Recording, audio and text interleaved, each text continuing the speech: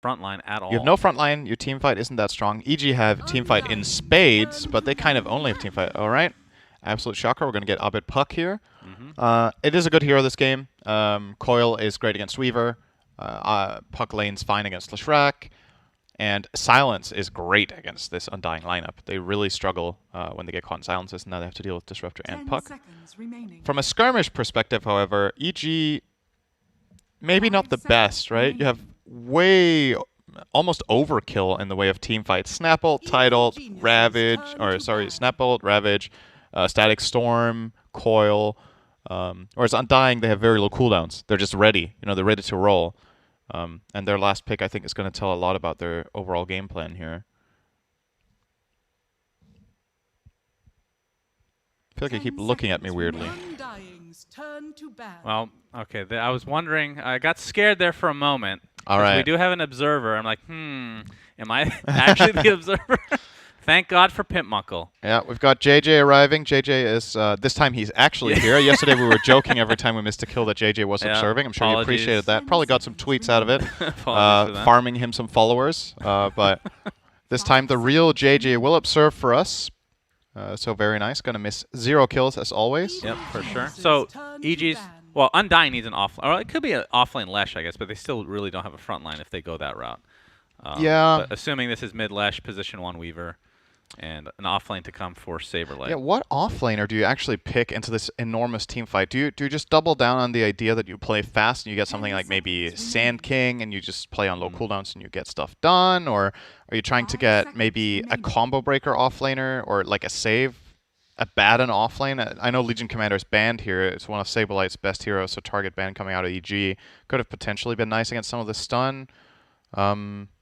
Curious to see what they end up. It's got to be somebody beefy. Deciding. I wouldn't mind the offlane Abaddon, but we haven't really seen that too much lately. Also doesn't fare too well against silences, but he is very good together with Weaver and could maybe help give it a little bit of a, you know, that frontline and vision factor that the Undying lineup needs. When I see EG pick 4 big team fighters like this, my mind immediately goes to Naga Siren. You know, like that's just when they pick this overwhelming team fight, they will generally pick Arteezy, some sort of hyper late game illusion carry, just because they have this mindset that, well, we have this insane team fight, we can defend for a very long time and just fight without our carry, and then eventually he can come online and win the game. Definitely not a good Terrorblade game, though. It's not a particularly good It's also not terrible, but I think Naga might be better if they want to go that route. Let's see. It is the Sand King, so I think it's a very nice choice here from Undying. Honestly, a bit surprised EG banned Doom over that. I think Sand King might have been a better ban. I understand the Doom ban against Tide. It's what a lot of the Chinese teams have been doing. They've been picking this Doom into Tide to just shut him down. Also a little bit scared for the Puck, I guess. But from the perspective of what Undying needs in the ways of initiation, I don't think Doom would have really been that big of a concern in this game, perhaps. Whereas Sand King just seems like it rounds it out very, very nicely. So I like the pick a lot here for Saberlight. And this might make EG think twice about getting an illusion carry, because now there's also Sand King that you need to worry about. So, what has Arteezy played in this kind of game this tournament? Oh my! That is a really good anti-mage game. Wow! Actually. I'm a fan of that pick. It is very good this game. Mana Void against Lesh always feels good. Yeah. So. Anti-Mage is one of the nightmare laning matchups for Sand King, because all your damage basically is magical, and Sand King struggles so much with mana break. It's very, very annoying. Your hero has no presence in lane when he gets mana burned. Ideally, you don't even want to buy Soul Ring on this hero, I think, a lot of the time, but you probably kind of have to. You have the added benefit of hanging it against Lesh. I think Anti-Mage performs pretty well against Weaver in the carry versus carry matchup. When you get a Basher on an Abyssal Blade, you can just overwhelm and kill the Weaver. And Undying's damage is, in all fairness, right now looking to be like 80% magical. Yep, Weaver needs to get very big before it kills AM. So if EG can hold their towers and slow down the game and get Arteezy off to a good start, this could be one of those standout performances for an anti-mage. Very nice last pick. All right. Not often you see a good anti-mage game these days. Right. It is a pretty uncommon pick. So, but one of the beautiful things about Dota, there are heroes that you feel like they're out of meta, they're not that interesting, but any hero with the right circumstances can shine. Except for Meepo. Meepo can also shine, but teams refuse. I definitely don't. I've think been that wanting to hero's see totally is it the shard or the Ags? I can't remember that they throw each other. Oh, where you throw the storm hammer? Yeah, the placeholder particles, yes. Right. I think that patch actually nerfed Meepo, so yeah, definitely didn't help. All right, so EG versus Undying. This is an extremely important series. If they split, then things basically stay the same, right? And it depends on what happens to like T1 specifically, if they can 2-0 their next series. Right. The really good news for T1 is that their series is against Thunder Predator. Oh, you're right. And they absolutely annihilated them in Game 1. So Okay. Thunder Predator obviously mathematically eliminated yesterday after being 0-13.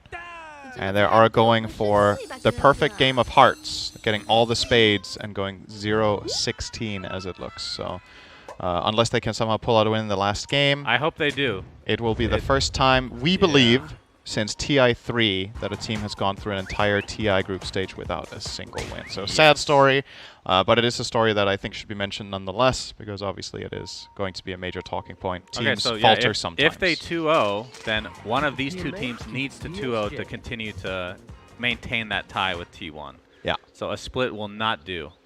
Yep. But yeah, that's going to be crazy if that happens, because EG and Undying both in lower bracket. That's not something I would have expected to see. But EG have had Undying's number for the most part during the general DPC season. Trying to remember if Undying even won a game. Maybe they did, but for the most part, EG completely dominated them. Wasn't really too close, from my memory at least. But it's been many months now, and I'm sure they've scrimmed other teams. And hopefully the Chinese teams, because that's the teams you need to learn from right now. Yeah. So it seems. The power dynamics definitely different at this TI than many people would expect. Like, some of the teams are doing very much better, and some are doing very much worse. The one thing that most people expected going in that did come true is, like you said, China is playing some really good Dota this event so far. Undying with 3 bounty runes. Great start for them. Observer, could we see the win percentage based off of just the 3 bounties, please? 52. Wait. All right. I wonder what that was before Gabe the 4 loves bounties. Anti-Mage. Actually, Gabe Newell's favorite hero used to be Sand King. That's true. Surprised he didn't end up changing the statistics to show that. Surprised he didn't buff the hero more then. That's true. As Abed is going to be facing off against Bryle. Many matchups they've had in the NADPC, of course. But Lesh versus Puck, tell me about this matchup, hero to hero. I think it's pretty close. Both heroes can spell farm. Obviously, the Lightning Storm as well as Split Earth can get some CS, but Puck can dodge the Split Earth and find its own farm with spells. So pretty straightforward. All right, Arteezy with the level 1 Blink. Putting some decent pressure there into Saberlight will more than likely see him go a 1-1-1 build. There's a lot of value in 1 point in Spell Shield in this lane. You can reflect Burrow Strike, you can reflect Frostbite, and you want that passive magic resistance component as well against a lane of this kind. Sometimes you see AMs go 2-1-0 if it's a very good lane to play aggressive in, and sometimes against Sand King that is the case, but I think with a Crystal Maiden in the lane, you might want to double down a little bit on the defense instead of playing too aggressive. And yeah, Counterspell, just an incredible skill point in this game. Like, very, very... You think he gets it at 3? Yeah, I do. I do think so. Of course, there are some storylines here. Fly, Crit, and Moon Meander were all on OG back in the day. True. Of course, 2 of them are now on EG. So definitely some memories there, some majors won and whatnot. As you can see, a Burrow Strike onto Fly. Arteezy jumps in, as you can see, has his passive leveled now, and Dubu and company going to be drained of mana with each right click now going forward. Yeah. Dubu is going for the 1-1-0 build, pretty standard on Maiden. In the past, Crystal Maidens would usually skill Arcane Aura on level 2, but a lot of the time now in Dota, you need to have that early laning pressure. Good damage on Arteezy. He will be forced to blink soon here, unless, okay, actually just runs back. Doesn't have any regen left. Position 1's min-max, Cinderin. They do. To the extreme. Arteezy needs to min-max his waiting game here to get a salve from Fly, so make sure you wait just the right amount of time before you get healed. Yep. It's going to find CS here, of course, Sand King out of mana. They do see it coming, by the way. That is a ward showing off that curry. That would be a pretty big snipe. It would be very big indeed, but Crystal Maiden, unfortunately, would have had to... Slowest hero in the game. Would have had to see the weather forecast and be there already. You need a haste rune to catch up with that one. Yeah. Not a very. Yeah, what do you think about haste rune on CM? You go like 549 move speed. What do you think? That would be fitting as well. Crit in the top lane. Moon Meander obviously playing the IO this time around. I think Crit played IO for OG, right? It wasn't Moon. Moon was the offlaner back then, the Earthshaker player. Yep. Tomato. Oh, all right. Good Cookie's damage. Connect, but here comes Moon Meander for the save.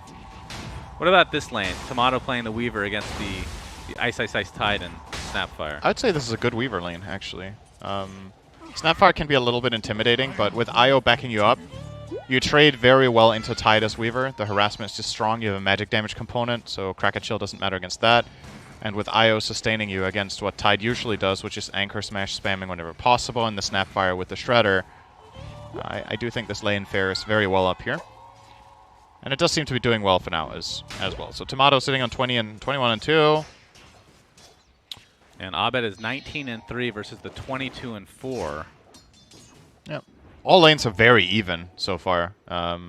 Nobody's getting any significant advantage. I think out of all games we've cast at the 4-minute mark, I think this is the closest CS we've ever had. Yeah, probably. I mean, we have cast a lot of Thunder Predator games, so it's a little bit skewed, probably. That is fair. They've been struggling in some of their lanes a lot. IO. What about the IO new the age, biggest winner, actually. How's Moon Meander this far ahead on net worth as a 4 over the Snap? There was no kill. He has 2 CS.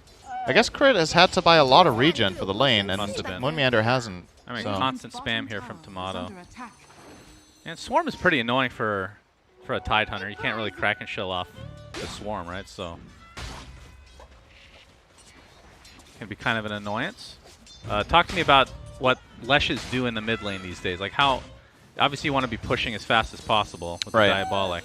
Like, are you looking to go to a side lane, or are you just trying against the puck that's going to be pushing the waves as well? I assume you're not going to be able to gain the advantage of the push. I think you push out the wave and then you go and farm side camps with Pulse Nova for a while and just get really big. Now this is going to be first blood going the way of likely EG, and actually Abed gets it, so Fly, very unselfish play from him. And that's going to give Abed the advantage in the mid lane as a result. That brings Abed slightly ahead of Bryle, as he was previously falling slightly behind. But that first blood bounty, how much was that? Got a good 300 there. Yep. Yeah, I think Bryle's just going to keep shoving out this mid lane and then going to farm the small side camp. It's already stacked once. He might stack it again here. All right. Putting some pressure on Abed. Coil. Coil's there. TP's coming in. Nice phase shift dodge, and he's actually going to proc the stun from the Coil. Oh. All right. Bryle gets the kill before he goes down, so he'll take that any day of the week. A lot of value out of that Magic Wand plus Raindrop combination against these heroes ganking him, so they were not expecting him to be able to turn Dubu with a great placement there, sitting right behind, getting in for the Frostbite. And getting a trait there, 3 versus 2. You're definitely happy with that if you're Undying. Shrek is going to probably, more than likely, TP straight back to mid, take the wave that Dubu has warmed up for him here. Maybe not. Actually, no, Bryle goes top. This is a very, I think this is an unexpected play for EG. That Bryle's going to come in here. Ice is just dead. Setting it up with that Split Earth from the Lightning Storm. And like you said, goes down, and that means Bryle can just pop that Diabolic Edict. And they have a Siege Creep. This is a very, very good play. Might just go ahead and push out the next wave with Pulse Nova. And then this tower is actually going to fall if EG don't rotate over Puck. I don't think Tide plus Disruptor have a chance at defending this. Next Edict is off cooldown in 3 seconds. They've already expended the glyph. And yep, EG are just going to more than likely concede this. They're too late. It's gone. Yeah, not even level 6 Swarm. yet. Oh, he needs to not die, though. That would be terrible. Kraken Shell takes off the stun, though. Glimpse to try to save Ice, but the Swarm is still attached. A couple more right clicks. But the Kraken Shell is level 3, so those right clicks don't do much right now. That could have been ugly. Ice does survive, but again, 1-3-1 another salve. Yep. A lot of point in Kraken Shell. Makes a lot of sense against Weaver. The constant harassment, you really want that damage blocked. And IO as well. Let's not underestimate how much it matters when you overcharge, right? Like the attack speed between these two heroes. Oh my. All right, Mana Void. Cookie sets up the stun. And Saberlight's going to go down to the right clicks of Arteezy. So Arteezy off to a pretty decent start overall. Absolutely. Oh man, Undying are playing hyper aggressive though. They got the top tower. Bryle is already posing that he wants to start in mid. Dubu is here. Abed. Frostbite. Yeah, Frostbite, nice phase shift. There's a coil onto 3, but no follow-up. Just on the retreat is EG. Looks like Abed will be fine. And the rest of EG as well, as Bryle wants to chase even further, but Diabolic Edict has now run out. Gonna try to attempt this push here potentially, but really doesn't have much mana to work with. Yeah. Keep in mind, Bryle on this Leshrac, IO makes this hero so much better. The amount of protection that you have and the burst of heal, as well as just bigger mana pool, right, makes a very, very big difference. So some of these plays that Bryle is getting away with is knowing that he can squeeze way more out of his hero than is common. This is a pairing that we've seen, I want to say, more Chinese teams than Western teams over the last couple of years play, the IO Lesh. But I do think one of the Western teams that took a lot of advantage of this was, I do want to say there were some games that Nigma played it with Miracle on Lesh. I don't know why that comes to mind, but I'm kind of sure. But yeah, just overall a strong hero pairing. That's definitely not a surprise or anything innovative here. But Undying are playing it very, very well. By the way, Arteezy is going for Battle Fury, which I know is very standard historically. I've actually been seeing a lot of Echo Saber. Is this the only hero that can buy Battle Fury right now? I think it might be the first purchase of the item at TI this year. Maybe there's been other Anti-Mage games that we didn't get to cover, but it's the first game we cast that anyone even put it in their quick buy. Everyone else has a little sticker, a little sticky note on the screen that says, "Don't buy Battle Fury no matter how tempted you are." And then they all are like, "Oh yeah, true, I'll just buy Maelstrom." Yep. So. Echo Saber, Maelstrom, that seems to be the very common build for a lot of melee carries right now. You can see Dubu here is level 6 now. And Ice has done basically no damage. It's getting found as well. Freezing Field is popped, and that's just to clear the wave, it seems. And Crit, Fly, and Ice are in the vicinity, so Dubu's sacrificing his life. See if EG can take the tower now. Yeah, he might have defended the tower by just the raw amount of damage he did to both Crit and Ice if Undying wants to rotate, but it seems like they're just settling for, you know what, you guys can try to pressure top, we're going mid. We have a Siege Creep and a Leshrac, so we're going to trade very effectively. Sanking also showing his face mid. Saberlight rocking the Hood of Defiance, so very tanky against this Radiant lineup right now. We did talk about how much magic damage Undying have against EG. Well, it's kind of the same both ways until Anti-Mage gets farmed, right? This is a magic damage lineup from both teams. So Hood of Defiance, of course, an extremely valuable item that both Bryle as well as Saberlight have grabbed. First major item, if you want to call it that. They're not going to go for the mid push, though. They will go bottom with IO Leshrac, as they also have a Siege Creep alive there. And EG's push top is really inefficient. Like, they've been up here for quite a while. Look at the heroes. Coil. It's going to be applied to Saberlight. Gush, Static Storm, Kinetic Field. Looks like that's going to be the first kill for EG in this engagement. I'm pretty sure he defended the tower that way, though. We have to relocate with Bryle. Just wants to take this siege, and they'll be able to do so successfully. I think realistically speaking, they probably could have done that without dying on Sanking, or at least Sandstormed in the tower. Yeah, they're getting out. And now that the relocate leaves, I think they will have to give this up. I do like the idea there from Saberlight of getting in here and being tanky with that Hood. If he had made it to the tower, like I said, I do think you actually defend there with the threat of relocate and just the overall strength of your lineup right there. But EG catch him off and burst him down. They used quite a bit for it, though, right? They used Coil and Static Storm. And that does open up a potential play mid for Undying. Bryle still just happy at bottom, though, pushing even further with his Siege Creep. It's hitting tier 2. Yeah, Arteezy is basically a Void Stone away from Battle Fury at this point. So we can see the replay. Just pretty easy kill overall onto Saberlight. And turn into that tier 1 tower top. I hear a pig pull. Important. It's either that or they added that to the cheering, which I did recommend. Oh, God, if they do that. But then you kind of be calling your audience pigs in some way, right, by doing that. But I would not be offended personally. No. Witchblade completed on Abed as he gets back to base here. Has the Arcane Rune as well, so look for him to make a move with the Coil very shortly. See the smoke already purchased from Fly, so they're going to try to set something up. This tier 1 tower taking significant amount of damage. Dubu trying to defend a bit, and Bryle and company are here. See if they actually want to fight. Ice, of course, with Ravage online. And they're going to start grouping up, it looks like. I wonder if EG are going to flat out just bull rush this tower with 4 heroes. This is not a safe take at all. Gosh, Ravage? there's the Ravage. It's going to connect onto 2. The Static Storm Kinetic Field are there again. Moon Meander not able to save. The missed stun from Saberlight. As you see the Mortimer's Kisses from afar. Duble's going to burn inside of that. And Moon Meander going to take yet another gush as EG continuing to pursue and getting everything that they want. Double kill for Abed. Saberlight stuck under his tier 1 tower. And now with that Dust of Appearance will likely fall as well. Thunderstrike with the Illusory Orb. Triple kill for Abed. Tomato actually completes the TP, but don't think he's going to be able to do too much. I think Undying were almost in disbelief that EG went for that Ravage. He didn't use the hood. Bryle didn't react in time and get the hood off. The way they piled in their heroes one at a time afterwards completely whiffed Sand King stun. Everything just went wrong there. Like, that was just a mess for Undying. And EG got probably more than they came for. I think they would be happy to take that 1 kill in the tower. They get gifted a couple of bonus ones. And now they're ahead. And Arteezy wasn't even involved, right? He's anti-mage. He's not going to get involved in anything. Yeah. For quite a while, unless he has to. He's just pushing out bottom. So I do want to mention this just as a, I don't know if it's a precursor or not, but EG have a lot more experience in these type of situations. They're used to being last in group in a lot of cases, right? For so many tournaments. Or at least a slow start to the group stage. Undying, this is the biggest tournament they've ever been at, right? Moon Meander is going to be the lone exception as far as like true experience on a LAN level. So see if nerves become a play. I mean, we saw the Quincy Crew series before this, and there were a lot of mistakes from both respective teams, and I think a lot of it has to do with just pure nerves and the pressure getting to them. Of course, not the same stakes. This is not for staying in the tournament right now, but upper bracket's a big deal. That is a very big deal. It's basically a free win, right? You skip a round in lower bracket even if you lose. So starting upper bracket is guaranteed top 12. Yeah.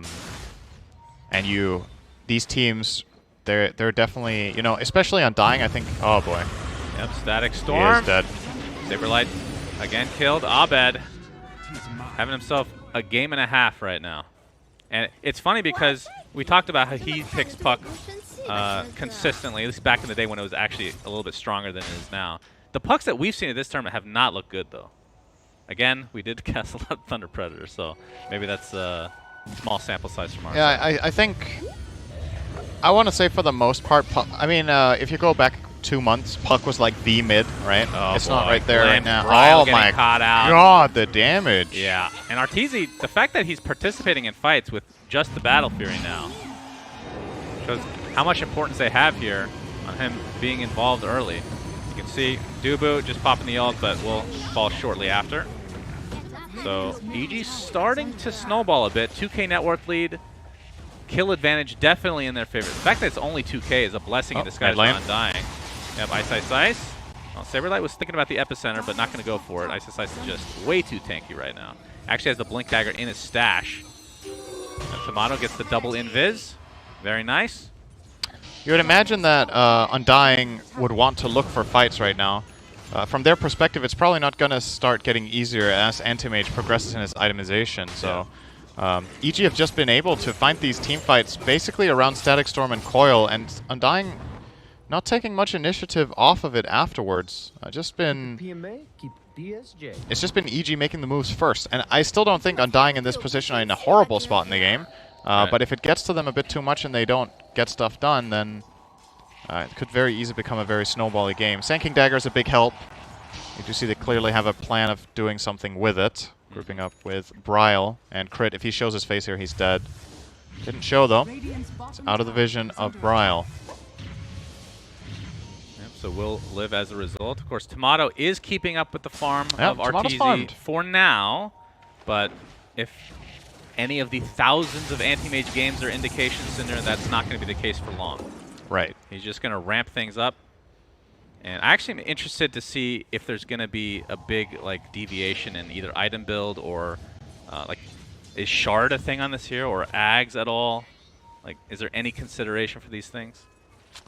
The Ags is the one where you blink and lose. That one actually sounds pretty strong, but probably don't get it too early, I would assume. Yeah, I think you'd rather just max out your build. And the Shard is a little. I guess the Scepter is pretty decent against Leshrac, but I mean, you get 3 charges. It's actually quite good.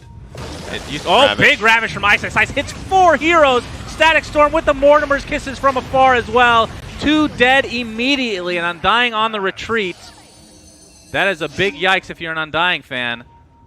And EG get 2 valuable kills, 2 cores dead. I mean, Tomato has kind of dodged death consistently this game, but not the rest of his team. But you're playing an IO Lesh, and your Lesh has died 4 times. Your Sand King is 0-5. Yeah. These are heroes that have the potential in a game like this to get a lot of stuff done, and it just hasn't happened. EG are ahead at every turn. They're making the better moves. Look Oh, at that. my Beautiful. goodness. Oh, actually hits all 5. My mistake. Excellent Good combination. Lord. Disgusting Very Ravage well from done. Ice Ice Ice. Great ward. All right, so what's the item build for Tomato this game? I saw he had Dragon Lance, Maelstrom, going for the BKB into crit, it looks like. Yeah, I think you go Daedalus maybe. You need something that can contest AM. The problem with going crit as well, though, is that AMs love to buy Butterfly, and Weaver doesn't have any inherently good way of handling that except buying MKB.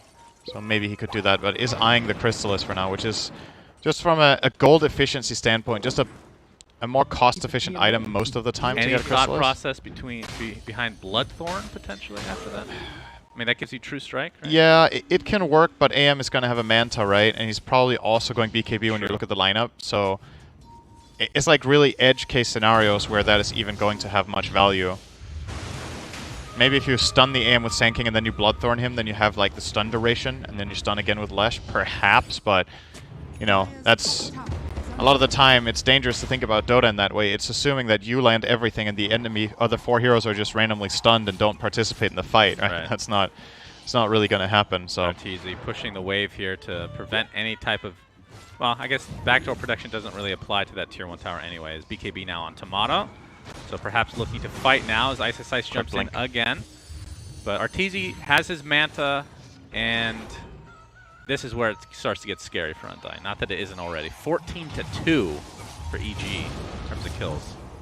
It's by no means an insurmountable lead, but it's starting to get to a point where EG's lineup thrives, for sure. And a lot of the success in this game really off the back of that Disruptor Puck combination. Once again, Fly and Abed have been finding so many opportunities together.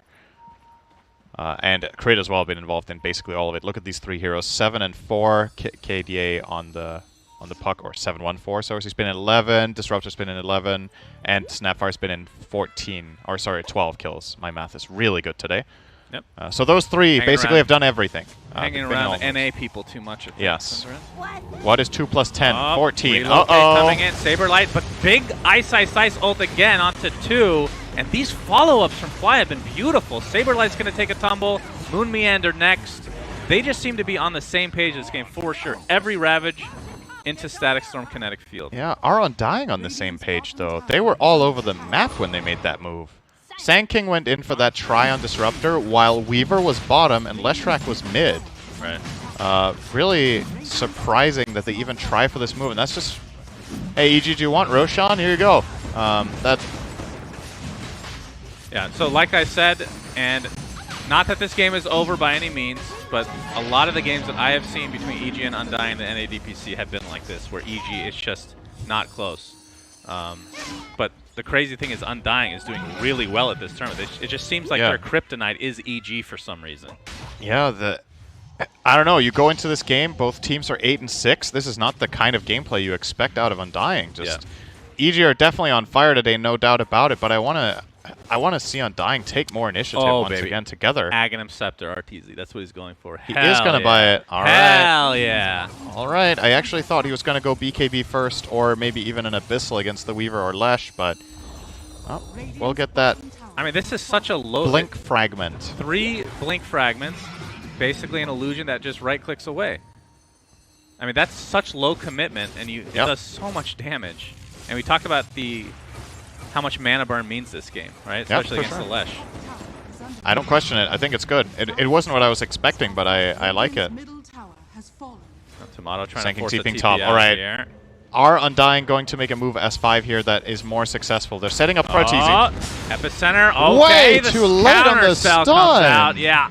Turns into the reverse Burrow Strike as RTZ is perfectly fine. What happened there? He had so much time to react on RTZ. He wasn't even ready for it. Sand King blinks in, waits a good half second. Oh, Bryle. Some sort of a fair play clause. Tomato making his way. Oh, Bryle pops his BK. Oh, man, oh, man. Things are just getting worse and worse for Undying. And I don't think it's going to stop anytime soon, Cinder. And with that 3-minute Aegis left, Ag's almost complete now from Arteezy. Like you said with that Kryptonite, man, there might be some sort of deep... It's like a mental thing. There's a deep mental thing going on, perhaps. Like, it's just so uncharacteristic for how Undying have played the tournament. This game is like, it's a different team that than they've been the last 2 days.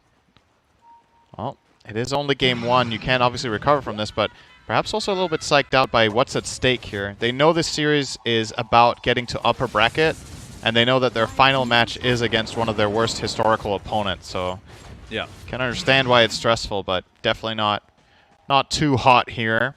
EG, however, they're playing their bread and butter, heavy team fight. Abed, Puck, and Arteezy on a last pick carry, and it is just working. Can't really put a finger on their play. Everything has just worked. Yeah. Their lanes went well. Wait. The illusion. You can't move it. I'm surprised it actually. Surprised it moved to the creeps there. I didn't know it did that. Huh.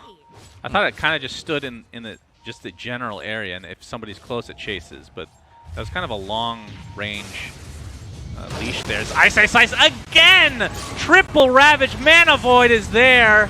Down goes Moomian, but Tomato gets off the BKB. Buyback onto Moon. Arteezy blinks out. Looks like they're just going to reset, and now with the BKBs down, the coil onto 2 as well. Arteezy's coming into play. Tomato just getting right-click down into Oblivion. Arteezy still has the Aegis, so nothing to fear for him. Tomato in the grave, and Abed with that Desolator showing off his right-click damage. Arteezy, Bryle is donezo as well, and things are just getting worse and worse. All Undying get out of that is a kill onto Fly. Yep, and they're going to also grab the enemy triangle farm here. I forgot that the Blink Fragment actually casts Counterspell as well on the illusion. And yourself, I think? Does it? Yeah, when you counterspell, it counterspells on all the illusions. Oh, it doesn't auto... Oh, I see. It's replicated, so... Yeah. Okay. It casts on all. Huh. It's a way of faking out that you blinked in your real hero, right? Like you blink in an illusion, you cast counterspell on your... He's going Moon Shard. Okay. Well... Interesting. Want some... I think he's buying Moon Shard for the attack speed here, not the night vision. But yeah. Don't quote me on that. It could be... What is the night? Is it 400? I still find it so weird that that item actually has that. Why not? It makes sense from lore stuff. It's just a strange design, don't you think? Like something needs night vision. Oh, I guess. Yep, there's the illusion going out. Burrow Strike onto Arteezy, gets forced out to safety. Still Aegis online for 20 seconds. I mean, they've gotten most of the buildings now, so they'll be happy with this use. No Ravage online, so I'm not sure if EG actually wants to fight, but they could find a kill on Bryle potentially. See, the Blink Fragment comes out again. And yeah, you're right. Cool. I mean, it's funny because when they implemented this stuff for the first time for AM, it was really weird. Oh, Ice. Gush. Dude, how much damage did that just do? There's the glimpse back with a BKB from Bryle. Comes out again. Feels like a lot of these BKBs have just been in a defensive measure, which I can't blame them for, but just not ideal.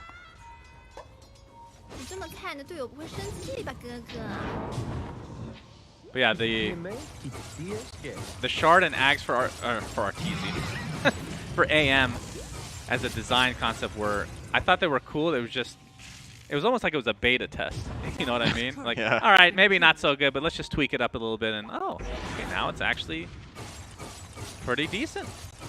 How was it? The original one just made one illusion, and then they made 3. Well, he had a talent as well that created an illusion when he blinked, right? So it was kind of like the weird combo of sorts. But one of them was the cooldown of your ult or something, right? What was it? You use your ult on somebody, and it put their longest spell on cooldown or something weird. Oh my god, that doesn't... Yeah, that one was It was the strange. Reaper side for spells. Ice. Ravage. Yep, gets the Ravage. It's just the IO this time. Tomato able to get that BKB off, but still 70 seconds on the deck for Moon Meander. And with Roche, no, not going to be back that soon. Tomato does have the Daedalus, so he does do a considerable amount of damage if he's able to just stand there. As you can see, the Courier just took a lot of damage. Is he getting another one? Needed a Daedalus for that one. Dubu, yeah, he's likely dead as well in his own base, no less. And okay, looks like Abe got a kill. All right, they're just gonna call it GG. Yeah. Can't blame them. This one was a shellacking and a half. This was a game. Made sure game important here for Undying. They made sure to call the GG when the score was not 3-2-2 but 3-2-3. Okay. Needed to wait for both the Maiden and the Sand King to die in opposite lanes. Yeah. Yeah. Evil Geniuses looked awesome in this game. You know that meme with the guy who's like poking with something with a stick and he's like, just do something. Yeah. Do you know that one? Yeah. I kind of feel like that with Undying this game. I was just waiting for them to, come on, let's go. And then they made a couple of attempts and EG was just ready every time it got 2 or 3 4-man Ravages and the moves just didn't work out. So obviously Undying's strategy this game, inferior in just raw 5-on-5 team fights until you have the BKBs and really key moments, the mid-tier 1 tower. Yeah. With the Hood Leshrac not going off and just losing him in the tower. EG just didn't look back and made it look very easy. At the end of the day, Cinderin, for whatever reason, EG is Undying's kryptonite. And I don't know the lore of Superman and how he overcame kryptonite because Superman is the most uninteresting superhero to ever be designed. Just terrible, terrible concept. Let's hope Valve aren't Superman fans. No, they're not. I can attest to this. He does change his outfit in a phone booth, right? Valve is very logical. Superman is the most illogical and stupidly, it's the most imbalanced in fact, he came out first and they didn't have kryptonite. Did you know that? That was a little trivia nugget that I gave you. Oh, they had to come up with that so he had a weakness. That's because right. the original Superman had no weaknesses. No weaknesses. Oh. That's right. That is quite the superhero. What a terrible design. Anyway, that's just going to make me kind of like talking Earth about Spirit it. on release. Yeah, first Earth Spirit. Earth Spirit on release was Superman pre-kryptonite. Yeah, that's pretty accurate. And then they invented the phone booth, so he had to at least go there to become strong. But when he puts on glasses, totally different. Okay, don't get me started. That's the end of game number 1. This was a shellacking and a half for sure. We'll see if Undying can come back in game 2 to try to tie it up, which again has huge implications. On the group stage of TI-10, we shall return.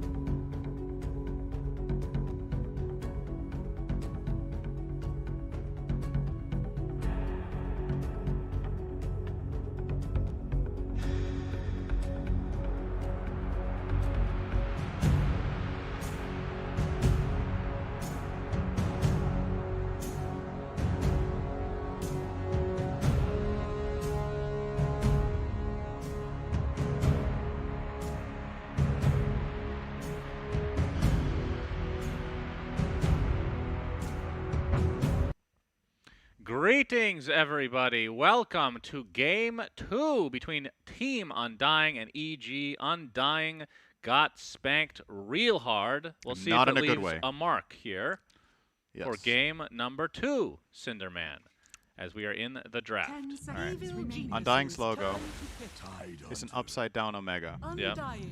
It is time to turn that Omega lol from last game upside down and make some actual Pog plays, okay? Actual plays in general. They got rolled. They made a couple of attempts that just didn't really work. Like, we talked about it a lot last game, but it was really the star of the game. EG were one step ahead. They were just in a really great position most of the time, had the team fight ready, and Undying, unfortunately, especially didn't really manage to bring in the Sand King in that game, who was meant to act as the setup for their fights, but he ended up getting caught 3 or 4 times in a row when they wanted to fight. And Ice played great. Great tide. Of course, like what really made it possible for EG was that they had extremely good hero placements and good vision, so they were just ready for the moves every single time. And honestly, I have to say, I kind of like this from Undying, that they do this again. So this is always an interesting topic in my opinion. You get crushed in a game. What happens when you pick the same strategy again? Yeah. What does it show? Does it show confidence or does it show lack of imagination? I personally think Undying were just like, okay, guys, we screwed up. Like, that was just bad. Yep. Let's go again. We'll play it better. It's we like our funny Eye Weaver. We believe in our because strategy. I vividly remember in the NADPC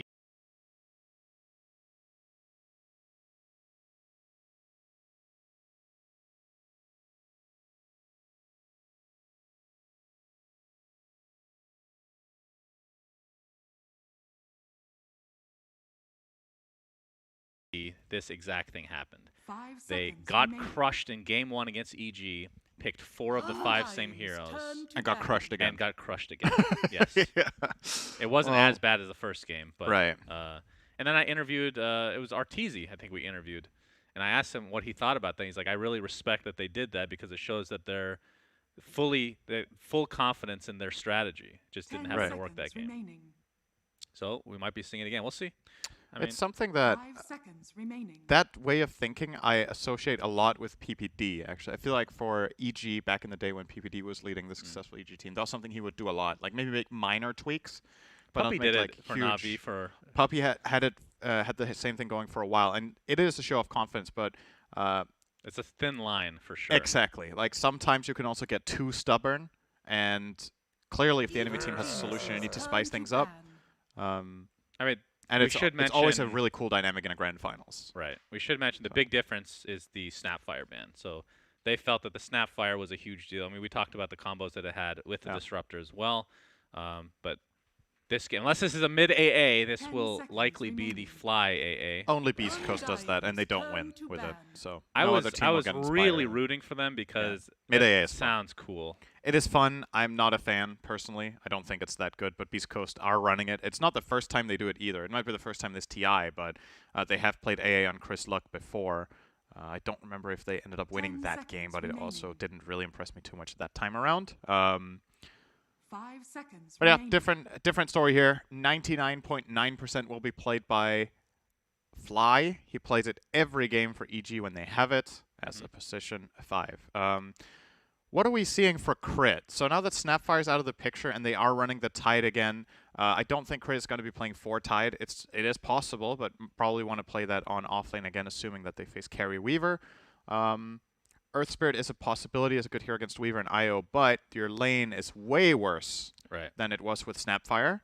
Lion is a possible pick. Lena could have maybe been a 4, but it's banned by themselves, and you might not have wanted that anyway against this matchup. Keep in mind, this could Titan theoretically is be a banned. big bait by Undying because, again, like I said, they played against EG where they've done the same thing where they just redraft the same basic heroes, where Weaver could be support. That could be the big like change up here, theoretically. You don't like that idea. I do like it, but no. So the thing about playing IO Weaver as your 2 supports is you have this insane amount of save, but you don't have any in that support duo. There's no catch, there's no playmaking, which isn't inherently a problem, but it does mean that if you do that, I think it's hard to conceal it any longer than this one next pick EG take, right? Because now Undying will have to show the next 2. True. And if you want to keep that open-ended at that point, you're starting to like, it's starting to be a little bit of a stretch how you can possibly even draft so that the options are still there without showing anything. Yeah, I mean, So I do think if they can want to hit go it. down the same road, there's still the Lesh there. It is. There's still the Sand King. What was the 5th hero? There's no Lesh. Okay, no Lesh. What was the? Who were we missing? What was Dubu's Crystal here? Maiden. CM, yeah. Which, was whatever. As it usually is. I mean, the thing about that last game is, honestly, I think the way the lanes went for Undying was what they wanted. They just didn't convert in the next 5 minutes and lost all ground.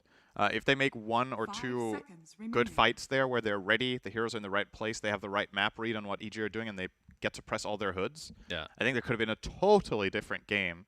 Like, just 10 to 15 minutes in the game made all the difference. And EG came out with all of the victories in that time span. So, again, for Undying, could see them pick the Maiden again. It's going to be the Lion for crit. Okay, cool. Good against Weaver. The Lion Tide lane is decent. I would say it's weaker than Snap for sure. But, you got to settle when you can't get your premier pick for that lane. All right, so what do we think for Abed? Storm Spirit, Void Spirit, Ember Spirit, or Puck? All right, Undying going to take Disruptor this time, along with Doom, who is left in this time. Okay.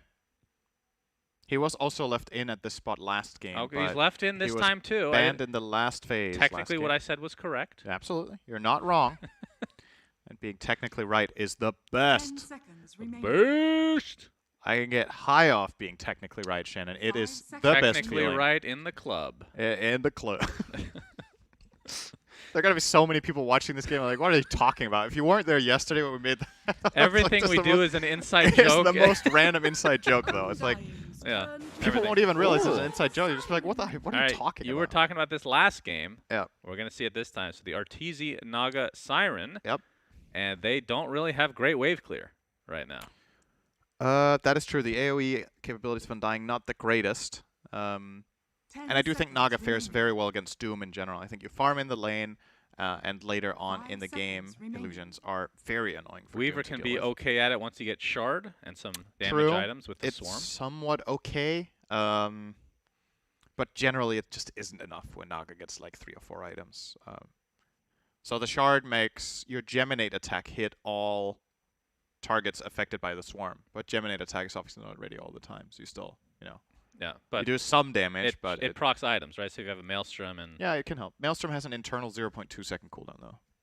okay, so it doesn't really work then. So it does if the attacks, if they hit with the right delay based on Yeah, where the illusions are, right? But it's like, it's tough to get a lot of value out of. I think for Undying, you're probably gonna be looking at, okay, what hero can we pick that does something about Naga when she gets items? Because realistically speaking, your lineup is probably not going to win this game while keeping Naga poor. That's just kind of not possible anymore. Right. I I mean, think the one thing I do like about Undying's lineup is that they actually have kind of a frontliner in Doom. Like Sand King doesn't feel like that. I mean, he has the Sandstorm in the laning stage, but after that, it just feels like he's the one going in to get the burrow shot, but he's not tanking that much necessarily, right? He's not the one chasing. He's like kind of an in and out type of hero. Yeah. Where Doom is just, oh, I'm chasing you now. Yeah. It's very good against the Tide, of course, but Undying needs a mid that can clear illusions. yes. Which Ember would have been great. And Undying Storm bans is out. Storm, so who's going to ban Void Spirit now? So if you ban Void Spirit, then Puck is the only one. Okay, Tinker. The Tinker that would have ban's been good I too. think. It So could've been Void Spirit, Puck. That's the 2 remaining heroes for Abed. He'll just take the leftovers. I think the thing that's a little bit annoying here for Undying is I think their hero, you want something that sets things up a little bit. Maybe you can play off of Glimpse and just Doom running in to people and then force them back and fight that way, so that can work like as kind of pseudo stun. So you don't have to go something like the Puck route. Trying to think of what mid heroes have insane magic burst against this Naga. There's like Shadow Fiend, of course. Unlikely to be that. How They about have almost no time. Necrophos? how about Dark? I'm gonna pick Sphere? Necro into AA. So Okay, mid Doom, maybe? yeah, I think mid Doom. Hmm. Probably. Huh. Okay. For Doom. Mid Disruptor. Hell yeah. Mid IO. I don't know. 10 I would say seconds mid Doom remaining. most likely, but Yeah. we'll see. Okay, so Abed, 5 seconds I remaining. mean, are you confident he's going to take one of the two heroes? Void Spirit, Puck? What? Yeah, none of those are banned, right? I think he might just pick Puck. Will he go outside the box and pick? I don't know what would be I mean, good here. what you could notice here is the fact that no matter what EG do or Undying do mid, it's a melee hero, right? They're not going to put Weaver mid. It's a bit of a stretch. Like, technically they could, but something like Shadow Fiend for EG actually destroys this game just because his laning matchups are free. He has a lot of surrounding stuns from Tide and Lion and Snare to just get the raises off. Kunkka is something they've played. Would also be good this game. Magnus is really good against melee. Yeah. I mean, Empower Naga is okay, I guess. It's not the best. It's whatever, I think. I kind of like... I mean, actually, there's a lot of options against melee. Yeah. So many things are good. It's good. Kunkka, good call, Now Cinderin. select your heroes. Yeah. It's good. I think Kunkka, Shadow Fiend, Puck all would have worked here. But yeah, Kunkka's lane is definitely going to be very nice and easy here against Doom. So, and you'd like the X-Mark catch against Weaver and Io, as well as the added benefit of having an inherent counter to Glimpse. That's one of the biggest parts of Kunkka is when you are playing against that Disruptor, you can just X-Mark the person that's getting glimpsed, and the moment the glimpse is complete, you pull them back to the X. It actually is very stressful playing around that in the game. Like, you know, you have this like habit and understanding of where heroes are when, and then it's just like start teleporting around all the time. It can be a little bit annoying to work with. I like the Kunkka pick. I think it's very good. Gotta say, I like EG again in this game. And let's quickly go over implications of this series. I'll try to make it simple because there's a lot at stake here actually. So currently, I do believe the game between Thunder Predator and T1 is ending. Oh, wow. Thunder Predator were winning last we checked, and they just lost by 22K. They got rolled. So that game is over. So that means currently T1 are 10-6, OG are 10-6, EG are 9-6, and Undying are 8-7. So Undying are lower bracket now, no matter what. Yeah. EG with a win here can get a 3-way tie for top 4. Yeah. Which would be against OG and T1. If EG lose this, there is no tiebreaker. So it's a 3-way tie where 2 teams make it through. Yes. So if it is the way it usually is, these teams are going to be playing each other in a best-of-1 cycle. Yeah. And if any team loses 2 games, it's just done. The round robin, as it were. The infinite games, potentially. Yeah. Prepare for Hype. battle. And I do believe the way a 3-way tie of that nature would work at TI is that 2 teams play against each other, and the loser then plays the other team. Because if any team loses twice, the tiebreak is done. Yeah. Yeah. All right. Exciting here we stuff. go. A lot at stake here. Game number 2, EG versus Undying. Undying got destroyed last game, so looking for a better performance this time around. They started the draft in a way that you thought they would run it back, as it were. It feels But good to be this good. It's only the first 2 picks that end up being the same for Dota Undying. 2 is a fun and balanced So. game. That's a good line, yeah. Classic. I like the one. I'm hearing a couple of voice lines I haven't heard so much in here. I think that's the first time I've seen It feels AUIs used. good I to like be it. this good.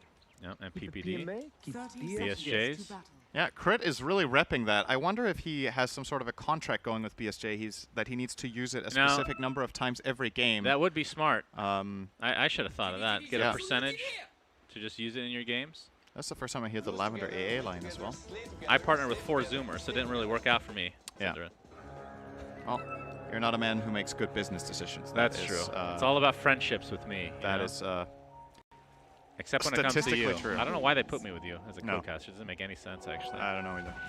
All right, the runes I don't know why are- you consider me a friend. It's going to be split. That's true. You can't really be Strictly, friends with a strictly robot. business between us, Shannon. Well, you can't be Strictly. friends with a machine, right? That is untrue. You can be friends with a plushie or even a pencil. But it's not a mutual thing. 'Cause That is true. they can't reciprocate. That is true. JJ is rubbing his eyes out. He thinks we're being really stupid. Yep. He's probably right. Probably. There's a high chance when I say something that it's not very smart. Sometimes As the I cheer, do. look at that cheers. Everybody agrees with that sentiment, Cinderin. Yes. Appreciate that. All right, so Abed versus Bryle again. I think this is a Kunkka, Doom. Kunkka favored lane. Yep, Kunkka against basically any melee hero would be good. What do you want to find as Bryle with Devour, actually, in this lane? Let's think. Is it just the Ice Ogre? I mean, Ice Ogre is good. Maybe No the doubt. big Satyr, and you want the regen, actually. It's not bad. It's not the greatest, though. It helps quite a lot against Kunkka's consistent harassment, though, to get that free regen in. Now that... I mean, it's not for the lane, but I know the Kobold for the move speed for when you gank is really good. I Right? thought you meant the Kobold. No, wait, never mind. I was thinking about the Hill Troll Priest, like just so you can heal yourself between every cleave. Yeah, the heal, and it gives mana regen, yeah, right? it's not that It's bad of actually a good. creep, actually.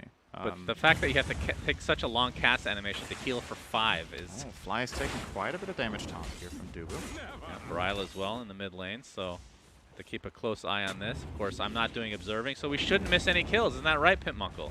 Let's go, Should be JJ. He does not have any reaction, so JJ is pretty done with you. he's sick of our shit right now, Yeah. I think, is what that look means. Yeah, he's nodding. All right. Crit. All right, this might be first blood. Gets a nice Earth Spike. Pops the Fairy Fire. Looks like he'll live, though. Guess it is fair to say that it is strictly business between you and JJ at the very least. Yeah, I think it might be you, actually, that Okay. he's an issue Yeah, with. it's possible. I am sitting closer to him, so I may be a little bit louder. Yeah, quite possibly. Yeah. All right, All this right, is TI-10 group stage, by the way, in case His- you're wondering. His tea is about to be complete. He's gonna be. Okay. It'll cheer him up, I'm sure. There was a little smile. Oh, JJ has a cute smile, actually. It's I gotta say, it's charming. Very good. All right, Bryle I right think the now. observing is about to power up. JJ is hydrated. He will miss no kills. As Can a we matter of stop fact, talking about our observer, He for will God's sake? invent kills, so he can miss Oh. less than a kill. Wow, that'll be a first. That is quite impressive. So Arteezy as well as Fly. This is a good lane for Darkseer. The support AA does not do well at all against this hero in lane. Can't really... Oh, nice vacuum from Saberlight. Yep, This Thunder could be Strike to first follow. blood. It is Fairy not. Fire. Very well said, Synderen. Thank you for being my co-caster again. Ice Ice Ice has to take off this swarm, gets off the anchor smash, losing a bunch of damage there. We'll just TP back. All right. So he's going to be good to go.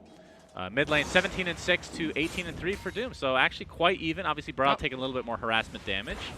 He should be behind on net worth from buying regen. Actually, no. He hasn't needed to buy any regen yet. Actually, surprised with that. But okay, here's the X marks the spot. Torrent. Yeah, we got a TP from Crit coming in as well. Torrent connects. Earth Ayo. Spike as well. Hex to follow. He's Moon Meander is here though. Oh! But he wasn't connected. He didn't Hello? have tether. He didn't have tether. He didn't have tether. Yeah, he just TP'd in to make it seem like he had tether. So first blood. I thought he tethered him and he was going to stick him and it was a bait, but No, he didn't no, have no. it ready. Yeah. Oh. EG with first Oh, boy. blood. Yeah, just really unfortunate time for Moon Meander. Yeah, he must have just used tether bottom to the Yeah. Weaver, so it wasn't ready. Yeah, that's just unlocal, or however you pronounce that. Crit taking one of the water runes. And Ice Ice Ice just doing his thing again.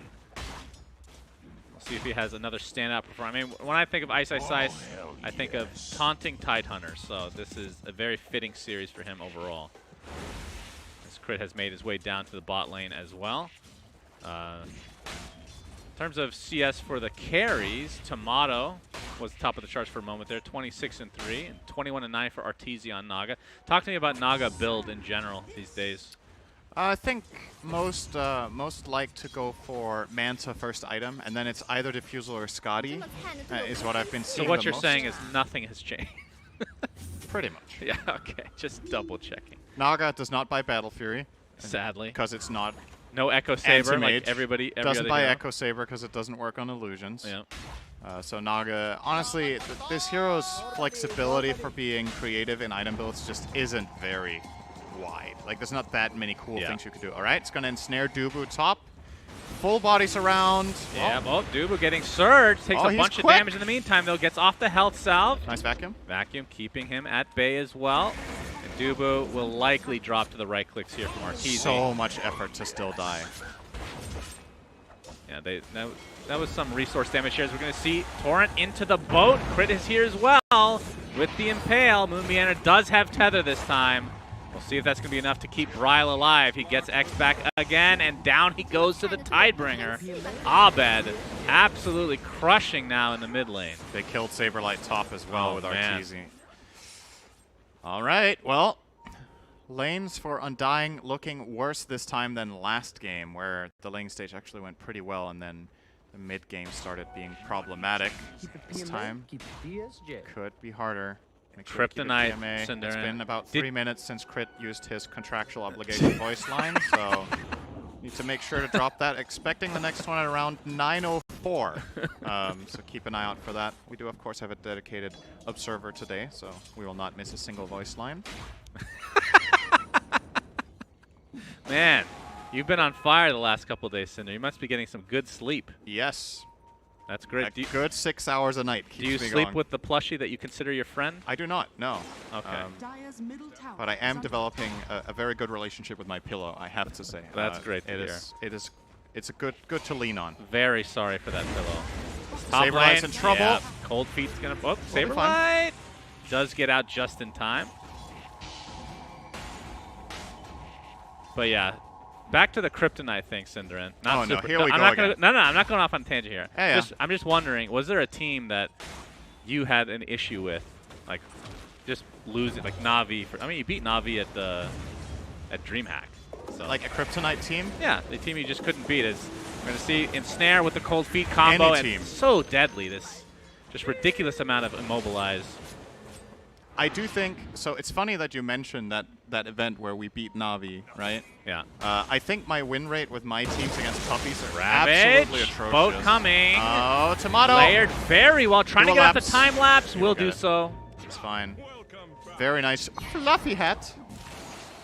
Oh, and Okay. a swarm. Let's see if they can try to turn this around. There's a TP coming in. Abed just taking off that swarm. Saberlight has Surge, has Ion Shell. Abed with the horsey, creating enough distance to get away. But Ice Ice Ice looks like that's who they're going to try to go on here. Get the slow thanks to the tether. Vacuum back as well. Ion Shell continues to do damage. Beautiful torrent from Abed. Just trying to create some space. Looks like Ice Ice Ice shall walk out, or swim in this case. You were saying. No, I was just saying, I think my overall, I remember, I think, was it Knoxville that gave me a stat at some point about my win rate against Puppy being absolutely god-awful. But there was like that one event where we managed to get it done, but I think it was something along the lines of like 3-20 or 3-25. So Until DreamHack. probably my kryptonite, honestly. Okay. There's a lot of teams kryptonite throughout those years. Yeah. Yeah. So what you're saying is Undying could win TI against EG. That they could. It is definitely a possibility. Crazier things have happened before. Yeah, DC making it to the finals. Yep. Very crazy. And you don't like DC Comics, but you do like DC Dota. That's true. That's true. Yes. All right, we got 3 members of EG mid right now as they have a 1K network lead. It's 5-0 advantage, so Yep. not quite as snowbally yet. It is still Close to kind of game the one. makings of a similar game to the last one, if you look at the grand scheme of things, right? EG with a massive team fight, with the hyper carry. And the fact that there's Doom on Undying makes it Yeah. a little bit misleading. It's a perhaps. Midas Doom, and you're still 1K behind Minute Knight. So, Yeah. you know, it might realistically speaking be a little closer to 2K with other heroes. There's a Max Devour. So, EG again looking very good. Yeah, well, we got the setup and the AA blast, and that is a kill onto Saberlight. Meanwhile, Bryle with the Doom mid. Don't think there's any TPs to come, so this is looking like an easy one onto Abed. Inside the kinetic field, Arteezy can't get off any sort of deny because he is in fact a melee hero. But they're going to try to turn this around. Crit with the Impale into the Finger of Death, bursting down Bryle. So they at least get the trade between the position 2s. Radiant's top tower Do you know is when they under introduced attack. that sound on Finger of Death? Where it does that thing in the No. end when you get the kill? Haven't noticed. I think that might have been when they introduced the stacking damage. It's one of my favorite sounds in the game. I love that sound. Man, you love just sounds in general. Yes, I do. I love sound. Radiant's bottom tower Okay, I is just under need to have a Make moment sound. of silence there, just for the irony of it all. Dire's middle Yep. tower is under attack. You're a funny guy, you know that? Thank you. All right, I wake up Arteezy every almost morning done. and I think I wish my pillow was Suns fan because he's really funny. Yes, that's a little skill, Radiant's Mike. bottom Speaking of tower scary. is under attack. Jesus. Mid tower, under siege, Abed double damage, and siege creep. No Finger of Death, of course, but Ice Blast is off cooldown again, and Ravage is ready too. This is a strong push. Yeah. Doom's still on cooldown for Coming another in 70 here. seconds. Fortified. Looking for that Midas usage. Dire's top Trying to be tower is as under attack. efficient as Radiant's possible. middle tower is under Does attack. get it off successfully. We just have to keep an eye on this hand of Midas, Synderin. Yeah, double damage and just the siege is going to be too much for Undying in this Radiant's mid lane. middle tower They is are falling. not interested. Instant smoke. This smoke is without Tide, however. Ice will TP instead. Okay. Place himself in front as a nice little wall. that's Arguably gonna the save that single tower. best hero at tower defense at this stage of the game. Yeah, High for level Kraken Shell and Hood is so Radiant's hard to middle get tower through. Oh, EG is smoked. Brile would be a very juicy kill. Torrent is not going to connect, but they have a whole lot of shit to throw at him anyway. Whole lot of shit. Down goes Doom. As Tomato is hooked up to Moon Meander. See if they can get a collateral kill here onto Fly, potentially. And Oh, not no. looking good for Tomato in the meantime. Oh. My God! Bursted down to a high degree.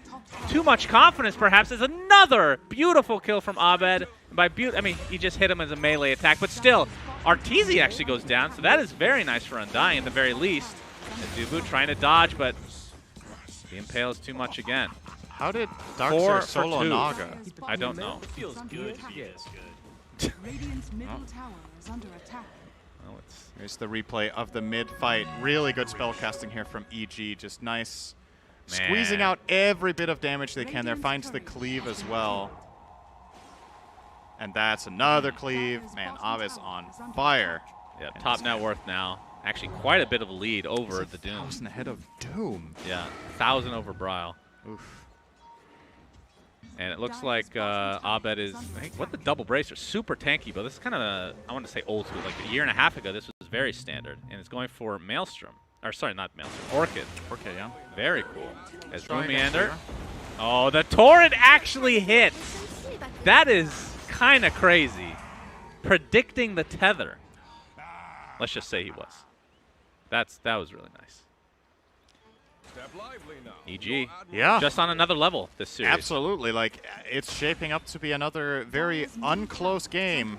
What would you call that? A wide game. What's the opposite of close? Well, narrow is wide, so that doesn't really work. Right. Close is far. A very open game. Radiant's bottom tower Open is closed. Yes. You're really bad at this. What's by the the way. opposite of a What's the opposite of a close game? I just said far. A far game. Yes. Yes. Uh-oh, Brile's in some trouble. Boat's going to connect. AA Blast as Oh. well. Man, they just have so much damage. And it Kunkka creates so together much with space. AA is actually so nice. So just to elaborate on this a little bit, Kunkka a lot of the time has this ability to get heroes down to like 25% on his own. He's lacking that little bit of extra. Ice Blast always acts as the gap closer in that, in terms of the heal, in terms of the overall health. Okay, let's use another terminology for that. Radiant's It bottom helps tower kill. is under attack. Oh, okay. It closes Yes. the gap between health and no health. Wow, that's great. I was struggling a bit Very with that one. eloquent. But also, Fly has opted for max level Ice Vortex, which, you know, Kunkka does a lot of magic damage. So these two in tandem can honestly just kill any hero on Radiant right now Yeah. by just combining their spells. Well, talk to me about the Orchid. Yep, even more amp. And silence against the Weaver, silence against the Doom until he gets the BKB. Makes it very hard for them to make counterplays. And also, Orchiding Darkseer feels real good if he hasn't cast Surge. The hero can't really respond to it at all. So, yeah, Sure, it's EG going to again. force out just- several Lotus Orbs if the game even goes to that point. 3 to 13 right now. This EG's bottom favor. tower is gone. Indeed. Radiant's bottom And tower is Arteezy, under despite attack. that one death, still Radiant's doing structures quite are well. fortified. Basically even with the Doom in terms of net worth. Okay, hear me out. What if Arteezy is like super 5-hit and thinks into the future? He's like, Undying are going to qualify for TI. We're going to face them at some point at TI. So in my winner interview, I will say, I think it was a really good idea to pick the same heroes and be confident. It shows you believe in your strategy. Even though we trashed you twice, Yeah. you may have just played poorly. So, It's you very know, nice you about should it. definitely try it again at TI. Dire's middle tower You know, you will I'm do actually better. impressed with esports players in general saying the right things now in a lot of cases. A lot of people don't still, but Yeah. Cuckoo is Shout an out to my example. boy Kuka. Yeah, we were thinking the same person there. Like in traditional sports, you go to school. Like they make you go to a class to teach you what to say and That's not true. say. And Some- esports players just show up. You know? You know, that's probably something that should be taught in schools. You should learn text management, Yeah. how to write an application, Yeah. and how to talk to people. Yeah. Talking to people. Is Talking difficult. to people is a really, really good skill. Yeah. And some people... Oh, Arteezy, that's going to be the first song of the game, and Oh. Surge was already used.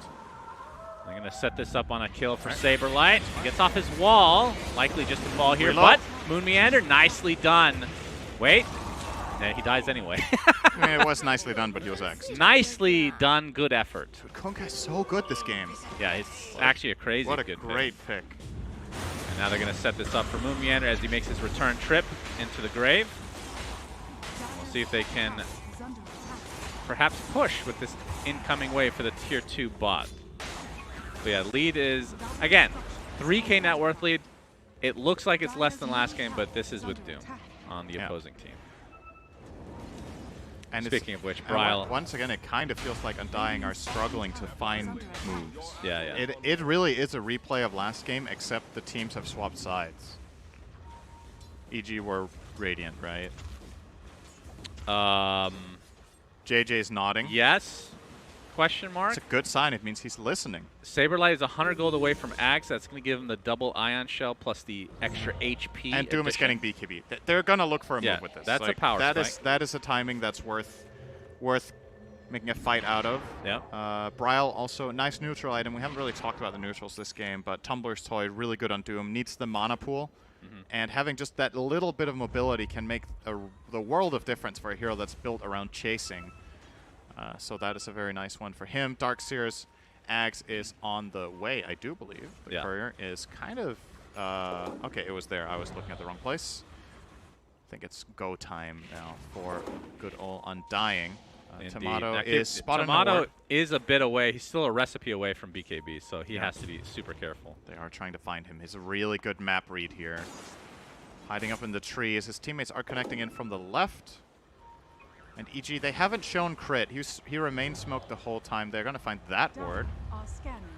Another at the smoke tower. from Undying. Yeah, going to smoke again. This is They're a gonna big moment. Dire's middle Crit. tower is under Crit. They attack. don't see him.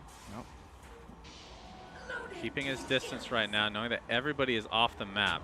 Just trying to tank the gank, as it were. As Bryle making his way around the outpost. Oh, we're going to see the impale. AA blast tied on. Oh my god! Tomato just deleted again, but here's a big potential vac wall, but the static storm is there. And Moon Meander hooking up to Bryle. They're going to try to chase down Crit. Again, only casualty is Fly so far for EG as Crit ends up ticking down finally. But it's going to cost them a Darkseer as well as Disruptor. So 3 for 2, EG advantage again. And it just feels like Undying they can't find an opening right now. Yep. Like, the Tomato just gets initiated on every time. And not having that BKB, nothing you can do, really. Do you take joy in watching Tomato get squished like that? I do hate You bugs. really don't like tomatoes. You Oh, say tomato. Yeah.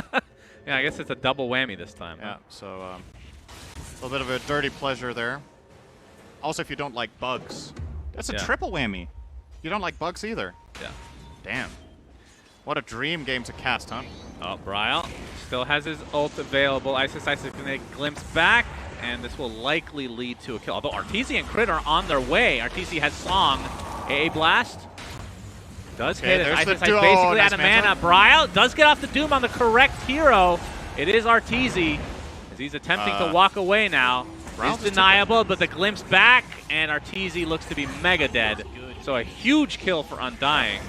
Started out a little bit awkward Dare there, I but it say, worked out. finally, Yes. finally, Middle tower is under a bit of life coming out of Undying here.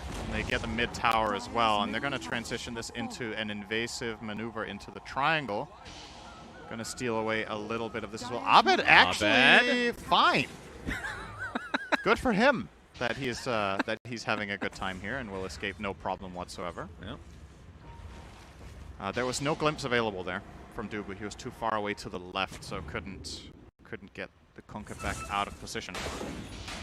As we do see this, I find this interesting. This is one of the only ways you can get insight into the strategy of teams during the game, right? When you see one player ping another hero missing, it's like you're starting to wonder, okay, what is Crit saying here? They're planning out he's some saying sort of Darkseer strategy. is missing. That's Thank what you, he's saying. Suns fan. That is not what he's saying with that. Technically, they know where he is. Technically, that is what he he's is saying. This is the hero we need to control and do this or that with. Not Darkseer is missing while he's literally showing top lane on a creep. He's missing. Okay. Yes. Very good. This is Yeah, why we'll be, I love casting with you. We'll be going for Lotus Orb. You don't understand anything, so I Saberlight. look very smart.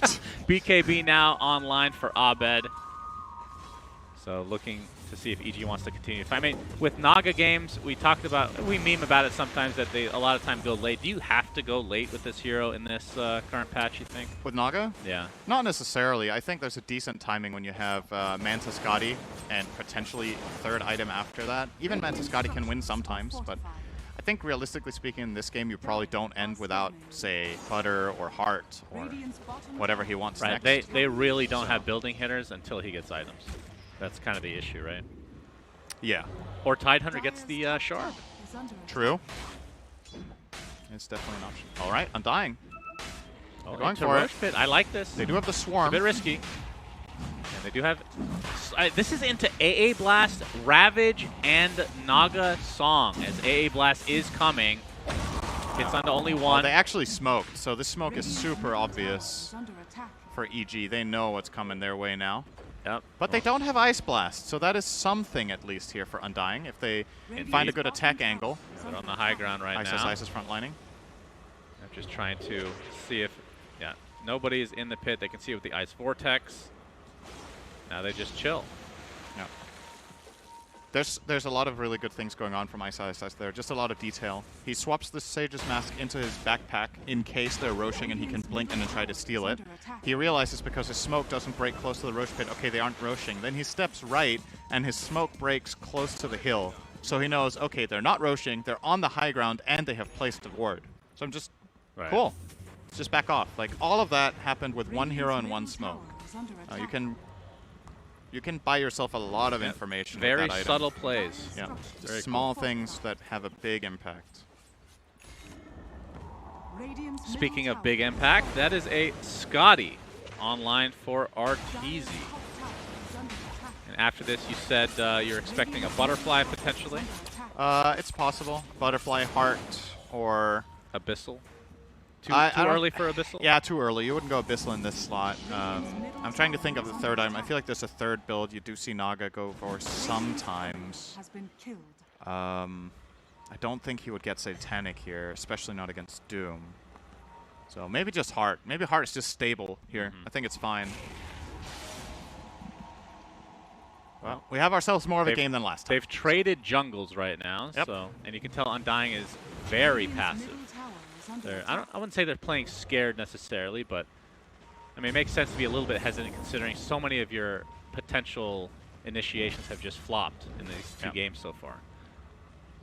But I do like the way they're playing the map though. They're making sure that they don't leave the Roshan space open.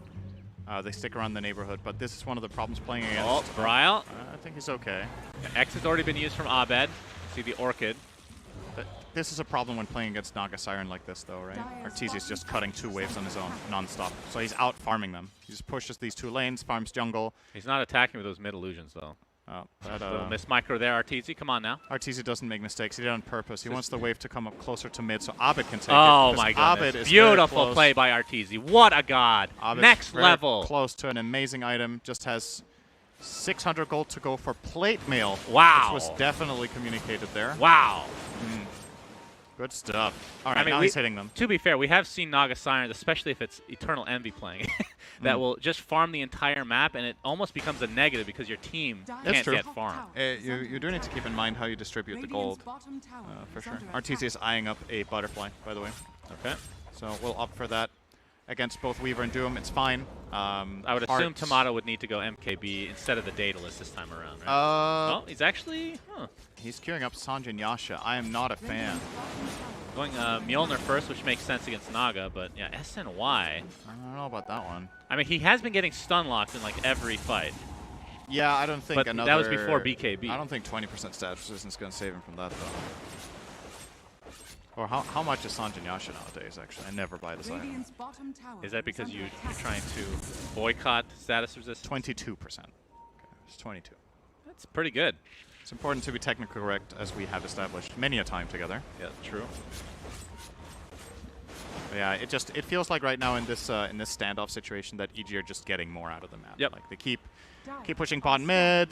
They have just as much Roshan control as Undying do, and eventually you saw with all of this constant pressure from Arteezy on the 2 lanes, ultimately Undying did have to go back to their own half to kind of put out the fire. And that means now they have to swap across and, well, what do you know? We've swapped sides of the river. Yep. Exciting stuff. I'm trying to make a sports analogy here. I don't think there is one. Well, you don't watch sports. No, but you so. do, and I want to impress you. You impress me just by waking up in the morning, so... Oh, man. I've been Keep it up. impressive as hell this event, then. Keep it up, buddy. I have been waking up so hard. Tomato does finish the Mjolnir now, so... Yeah, it is interesting to see the S&Y. Not the most common thing on a Weaver, but obviously values the status resist. If anything, I mean, obviously Halberd is weird to get on Weaver, but you do get status resist and disarm for Naga, which shows which Naga is real if you get it off before the illusions come out. Step lively now. Yeah. Your admiral is on board. Is Butterfly on the way? I feel like Radiant's should have bottom something tower coming. is under attack. Yeah, it's got to be close, right? He's where Doesn't is have his much gold where right is the now. courier? It's in the base right now. What's You he can do it, got? Pimp. Top right, there you go. Absolutely nothing on the courier. What the hell? Oh, he finished Oh, he B3. went BKB. Okay. Okay. They pivoted a bit. He here. changed his mind. That is actually another item that I didn't mention, right? I mentioned Butter, Heart, Radiant's bottom tower off-brand Satanic once in a while. Abyssal later. Abyssal is a later item, but yeah, sometimes the slot is indeed BKB. And I think it makes sense here. You're against Darkseer, Disruptor. It's a lot of magic damage. If you get doomed and you have BKB on, you might survive. But at the same time, you also reveal who you are, right? So, gotta be, it's a little bit of a... All right, up the hill we go. Undying. Yep, Dubu's. Oh, quick blink there from Ice Ice Ice. So knowing that there's a smoke in the vicinity, AA Blast just to scout out Roche. Roche does not even move. He is not affected by Ice Radiant's Blast bottom there. tower is under He's attack. so tough. Yeah. Guess all of those scales he has keep him warm and safe. I wish we knew more lore about this this creature from the abyss. Yeah, now an illusion comes in just to make sure that Undying are not trying to do any crazy shenanigans. What do you think Roshan does for fun? Well, considering how much he has in his belly each time you kill him, I would say he goes to an alternate dimension and eats a lot of fast food probably. And then comes back and it just converts to Aegis, cheese, And shard, all of the fast hags. food is cheese. I Rosen mean, has a cheese platter. yeah, everything does have cheese in it, that's true. He's probably lactose intolerant as well. That's why he can't digest it properly. Oh, yeah. Comes out as a full fledged of cheese. That's some hardcore intolerance, let me tell you. Yeah. That is... But you can see Arteezy, in terms of the net worth now, is starting to really create some distance. And Butterfly, I mean, we just looked away for like 30 seconds, it feels like. He's halfway to a Butterfly. Yeah, he's farming so incredibly fast.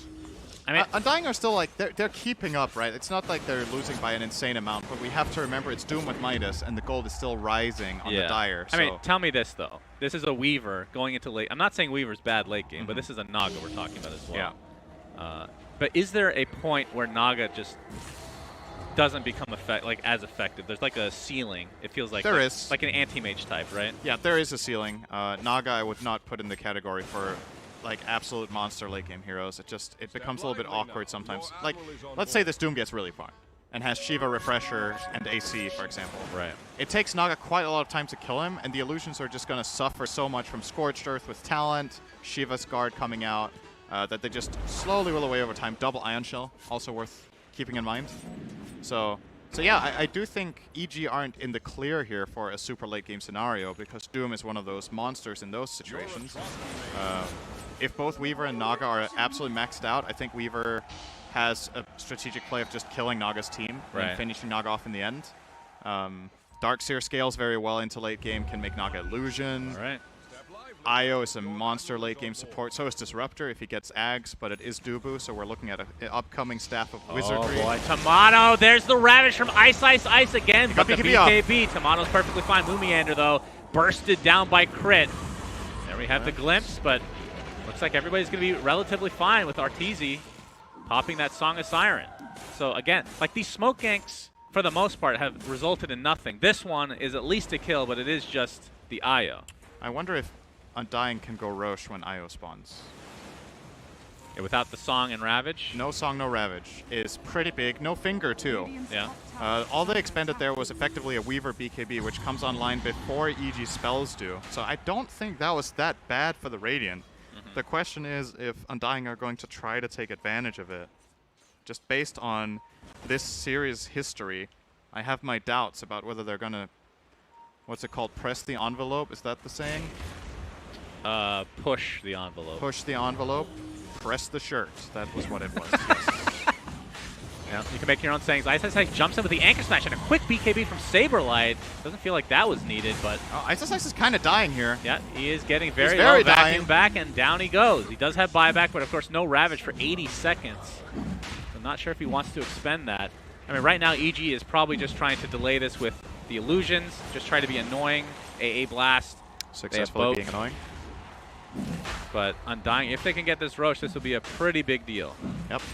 They're going to keep going for it. Saberlight dealing with the illusions not very well here. Yeah, he's Buyback trying Disruptor. to. Okay. Okay. Undying are committed now. This Yeah. Disruptor buyback tells me they're going to stay here until the end. And that's why Tomato gets out of there immediately. Okay, he's back No, in. he's going He's for out it. again. He's in. I mean, they He's have out. Song now. EG has Song. Is this could, Tom and Jerry? Hello? Can you just do one thing? Could be a big Song. Oh, Doom, it's available! Bryle. Yep, there's the Doom coming out with the boat, as well as the Static Storm, and Arteezy is just dropping like a rock. 65 seconds on the deck with no way to buy back, and Undying winning this fight in spades. They get another one. Oh, the Tether Stun. Tether Stun, okay. He actually bought Shard. Interesting. Fly, still invisible, has the Shadow Amulet. All right. How on earth did Moonmander not hit a single spirit there? That's a good question, Cinderin. Did he not hit? He hit one? He didn't see it, or he really doesn't care about flies. Right. It's like, whatever, man. So Undying get a very critical kill on Arteezy. They get the Aegis on Tomato. This game is wide open, honestly. It's very far. Unfar. Yes. Close. God, you are very good at English. Yes. You can see the initiation from Bra. This is what they need. The wall comes out as well. Yep. Catching Just beautiful Arteezy is the execution. dream. Dooming Naga is very good. Yeah. Especially if the illusions haven't come out yet. But even if they have, the illusions just aren't strong enough to deal with Doom. He has 35 armor, Shiva's Guard, X-Mark. Yep. Leander has Tether ready. He's dead. He doesn't have health, though. I can't tether without Also that. silenced. Yep. All right. We have, okay. get Ags them now on Ice, so have some counter push. But yeah, this is And let's looking not a lot better forget, for Undying. Aegis is really good against the Dire team. It's a very, very good item against this kind of lineup. Lineups that use ultimates for key kills hate playing against Aegis because it feels bad to Ravage Weaver now. It's felt good all game, and now it's not a guaranteed teamfight win anymore to kill Tomato.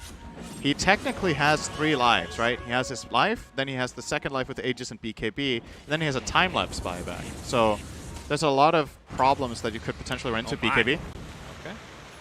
Saberlight's fine. He'll back off. Interesting to see the Boots of Travel on him. I don't know if that's... I feel like that's pretty uncommon to see in this spot. Yeah, that is strange. Instead of... usually you see Darkseers either... If they split their brown boot or their boots into brown boots to use the energy booster for something else, they would usually opt for building another teamfight item before you get these travels. But especially he considering needs to solve Naga Siren, I suppose. You got to have someone taking care of the taking out the trash bottom. And he's only so effective though, especially as Arteezy gains more farm.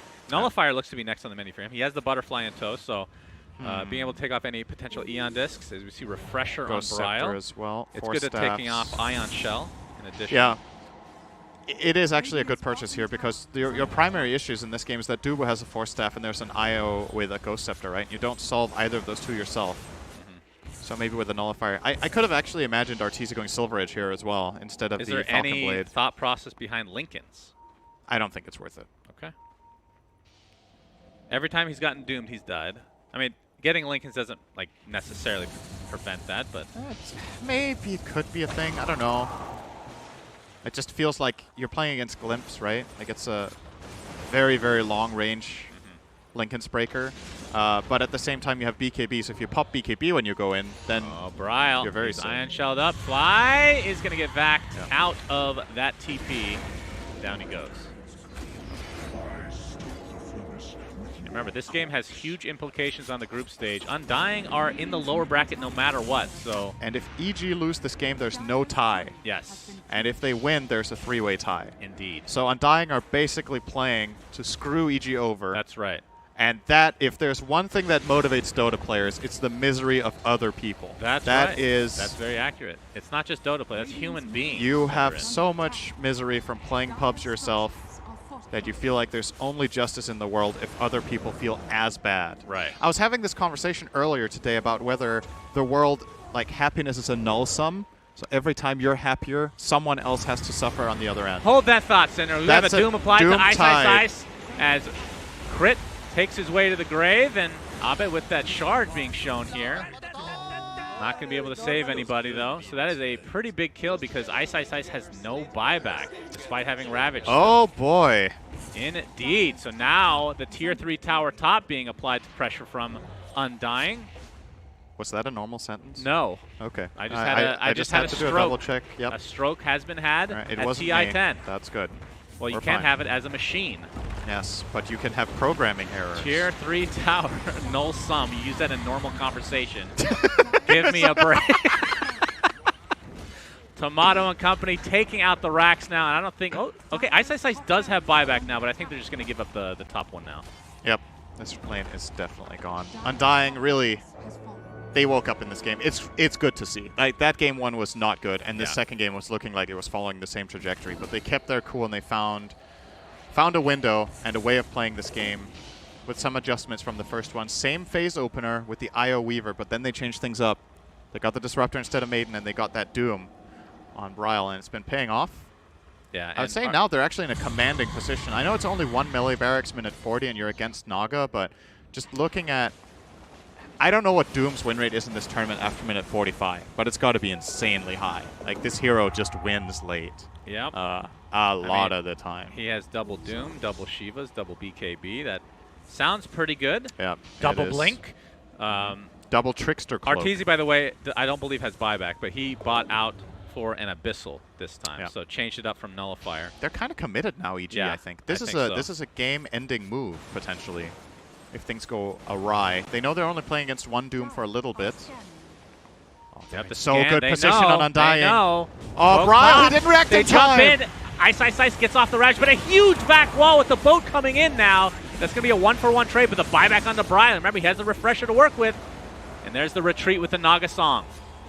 If Bryle was ready there in BKB, they could have won. Like, there were 3 heroes running into him, and he got hexed before he pressed BKB. Also, no relocate save coming out either, so there were definitely things there from Undying that could have been cleaner, but EG with a big risk, it pays off. It was a nice back wall, and they do kill the Lion, but that's all they got.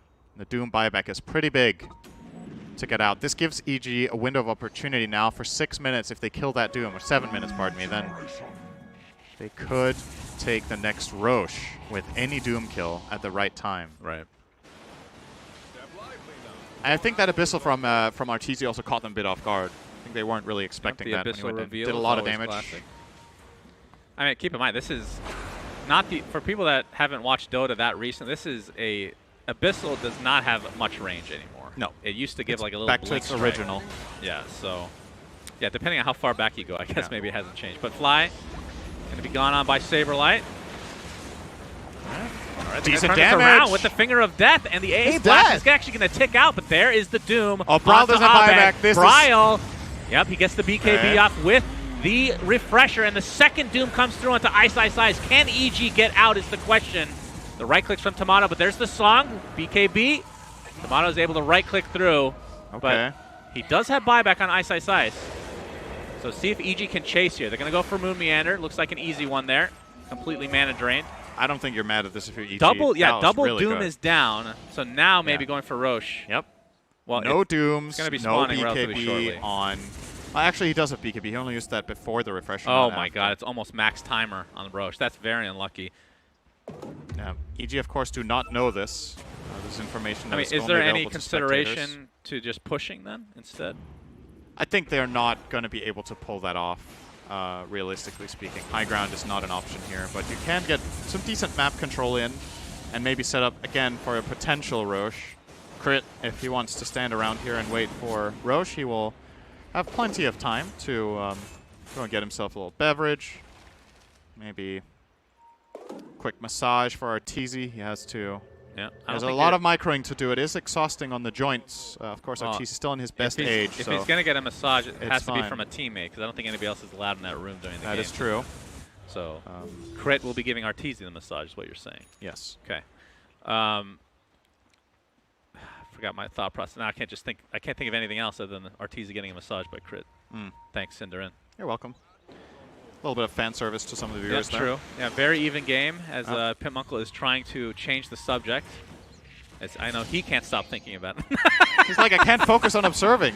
I keep seeing other things. We should mention this, though. Tomato has the MKB. He is fully stacked for the most part, and this is where he starts to become scarier than Naga, right? Yeah. Getting close to that point. It is. It's a pretty powerful Weaver here. Eyeing an Aeon Disc, actually. Interesting. Just needs some sort of way to survive the all-in play that EG's lineup kind of has to do with how it works. So I do very much see the logic here. Now, what all Undying want to do is buy time. Yep, no Doom yet. The spells are up. The blink into the Hex with the Finger of Death. Ice gets off the Ravage. Is going to connect on two, but Tomato with the BKB. Oh, he's they bashed. Dark He's bashed Seer, again! Abyssal Blink. Can he get the time lapse? He cannot. He's dead. 90 seconds on the deck, and Moon Meander looks to be next. EG have just killed Tomato with the Weaver. Unreal. Unfreaking real. But the buybacks are there for Undying. Everybody else can come back. Bryle gets off one Doom, pops a refresher. Back wall. Yep, Shiva's again, beautiful back wall.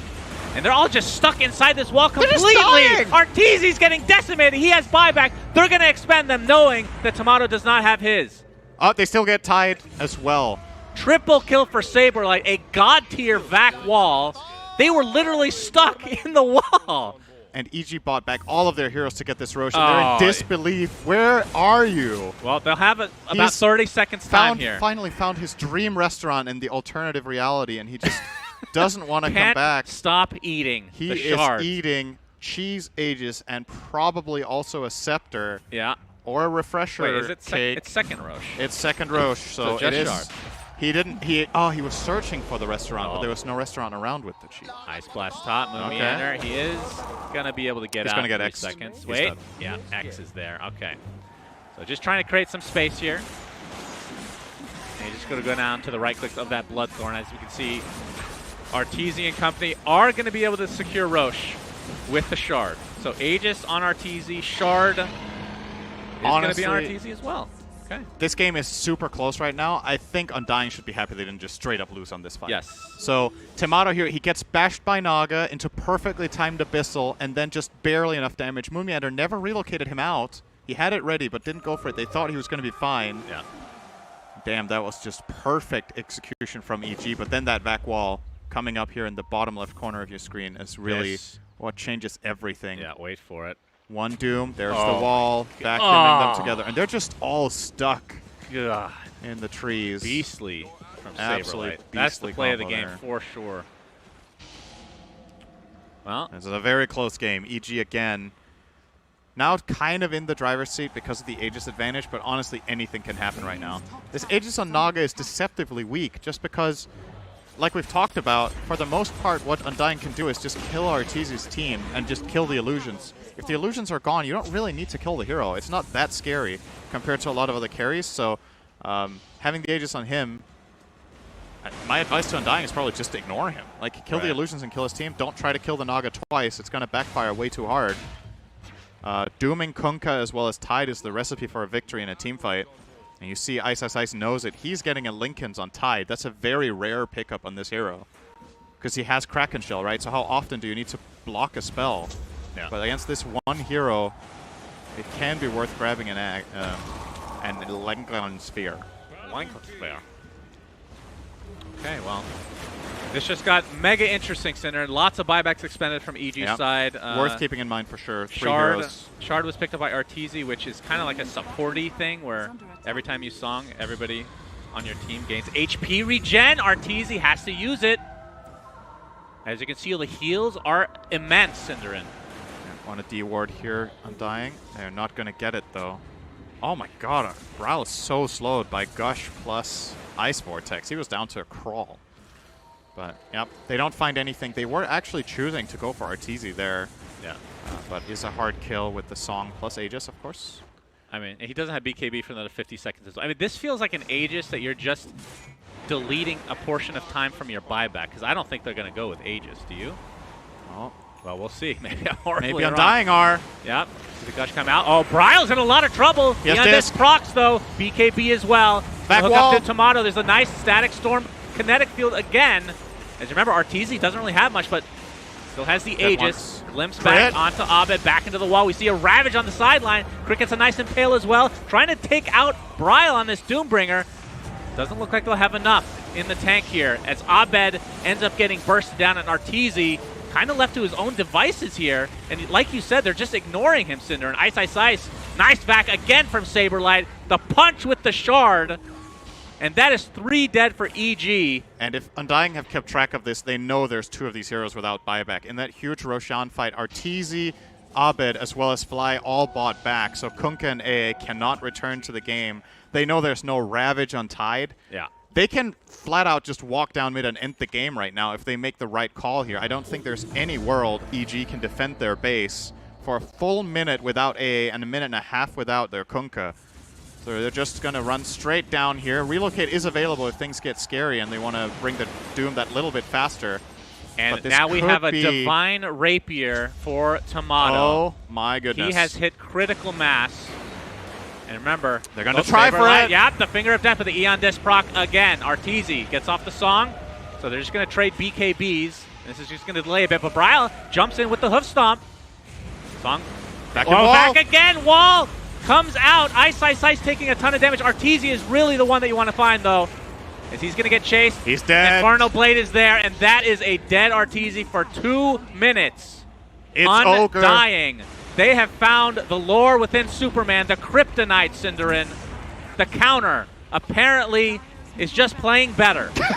Yeah, that's a good counter. That's what they should have played better against Superman as well. That would have been a So great again, idea. this changes nothing for Undying, but it screws over EG. They will not, if this continues on this pace, make it to upper bracket. But jumping from Crit, he gets immediately Back stuck him. back again. Normal punch onto Ice Ice Ice. And Crit's going to get bursted down as a double kill for Tomato. GG's come out. Undying finally slay EG. What a great and exciting game that was. And very well played by both teams, really. Like I said, nice to see Undying waking up from that last game, which just really did not go their way. EG also played a great game 1. And they were on the same trajectory here. Things were looking very, very good. And then Undying just managed to, you know, slow down the game, get their BKB on Dagger on Doom, get their BKB on Darkseer, and all of a sudden, all of this like huge AoE team fight that EG bring to the table, it gets a lot weaker when people start getting those Black King bars. And yeah, that was really what unlocked the game, was the 3 BKBs they got. And they made it work. So And Undying Saberlight also sending a message going into the brackets as well here. Yeah, true. Like you said, technically this game was not, unless we're wrong here, but I don't think they had much to win, except EG here, of course.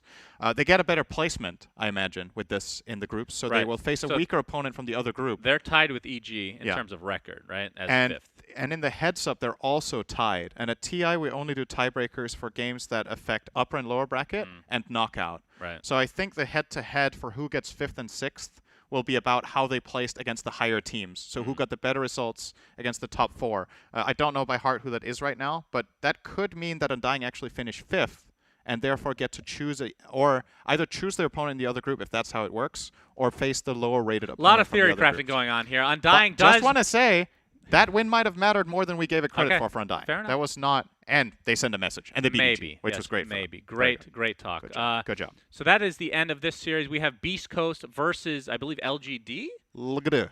right? Yes. Coming up, so that should be pretty hype. So stay tuned. We'll take a bit of a break and be back with that series.